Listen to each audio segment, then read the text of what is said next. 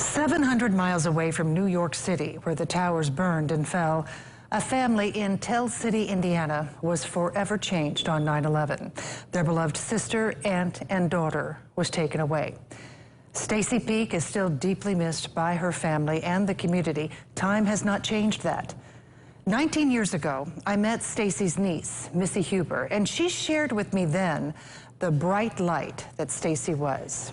On this 20th anniversary, Missy agreed to talk with me again to keep Stacey's light shining.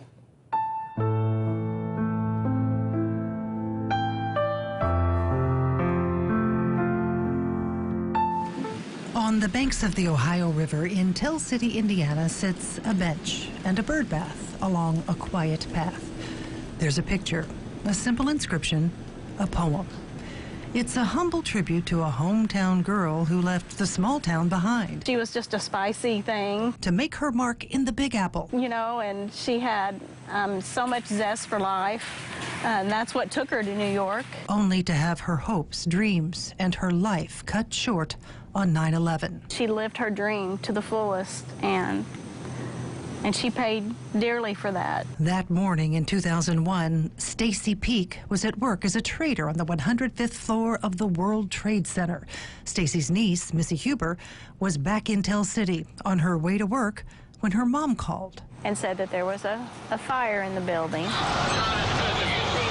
Stacey thought everything was going to be fine. Then another call a few minutes later. The other plane had hit, you know, the Pentagon and the other building, and that she thought I probably needed to come home. I knew it was just so bad. I had tried to call her on my way back. Of course, she didn't answer.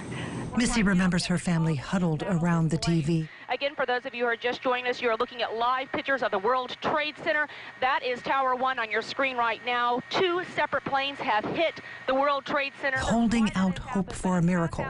You can see the flames through the smoke there. And but when the buildings fell, there was just nothing left to really say, because we didn't know what to do. 20 years later, the pain and loss are still there. This time of year, you know, her birthday is September 4th, and we still, you know, I still think about her a lot. I always think of how it would be if I could talk to her, because I had no siblings. She was 4 years ahead of me, and I always looked up to her. She was my mentor. I always wonder what she would say or think about things. Any kind of flag takes me back to 9/11. You know, it's just that way, because that was just like the resemblance of it. Anytime I hear like the national anthem, I mean, that's what I think of, is her.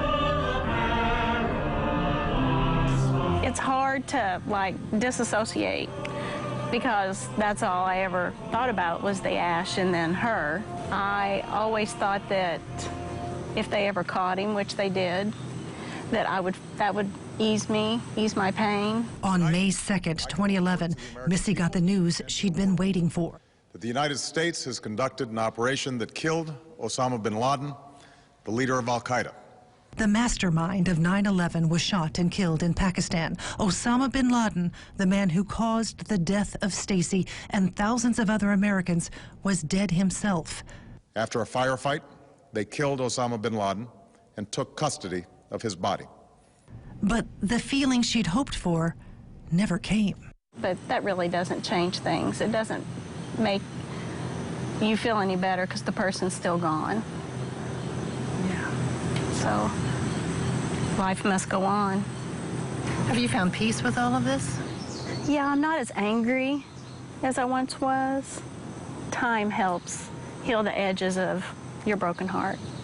It doesn't heal all of it. No. Explain that. Well, your heart is still broken inside, and the edges kind of heal, but the middle is still broken. It's hard. Still? Sure.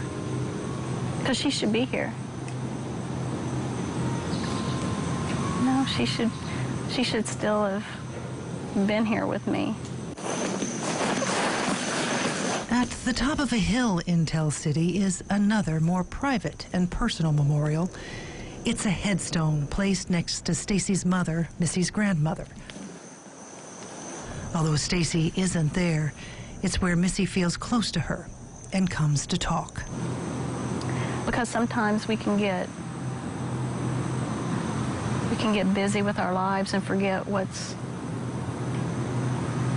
happened in the past and how fragile life is, how it can be taken away.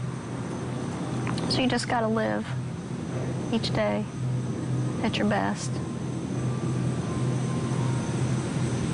Don't forget to say I love you. And Missy says to this day, she still feels Stacy watching over her. In fact, she's convinced that Stacy sent her son, born a year after Stacy passed. He is now a young man, a freshman in college, another bright light in Missy's life.